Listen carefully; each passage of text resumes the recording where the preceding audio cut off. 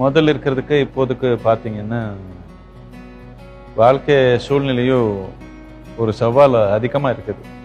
Especially for ladies if you look at it. எப்படியோ கணவன் 2 பேர் குழந்தை பார்த்தா முடிஞ்சு போகும். அந்த மாதிரி இந்த வாழ்க்கை இப்போ எல்லாமே பார்த்துக்கணும், படிச்சுக்கணும், வேலை பண்ணணும், சம்பாதிக்கணும், 4 பேர் நடுவில் நல்லபடியாக நடந்துக்கணும், வீட்லேயும் வந்து எல்லாம் பார்த்துக்கணும். இது கொஞ்சம் டிமாண்டிங்காக தான் இருக்குது. இது எல்லாத்துலேயும் வெற்றி ஆகணும்னா ரொம்ப சமநிலை இருந்தால் தான் முடியும். இல்லைன்னா பைத்தியம் பிடிச்ச மாதிரி ஆகிடும். நிறைய பேருக்கு அப்படி ஆயிருக்குது. இப்போ ஒரு சின்ன ஒரு பிரச்சனை வந்தாலும் எப்படி ஒரு டாக்டர் கிட்ட போகிற மாதிரி கவுன்சிலிங் போகிறது ஒரு நார்மலாக இருக்குது. முதல்ல வீட்டுக்குள்ளேயே யாரோ கவுன்சில் பண்ணிக்குவாங்க. கவுன்சிலிங் நடக்கலன்னு இல்லை, ஏதோ பக்கத்து வீட்டில் பாட்டி இருக்கிறாங்க, அவரே கவுன்சிலிங் பண்ணிக்கிறாங்க அவருக்கு தெரிஞ்ச அளவுக்கு. அப்படி அப்போது கவுன்சிலிங் நடந்தது, அன்ப்ரொஃபஷனலாக நடந்தது. இப்போ கொஞ்சம் ப்ரொஃபஷனலாக நடக்குது. அவ்வளோதான்.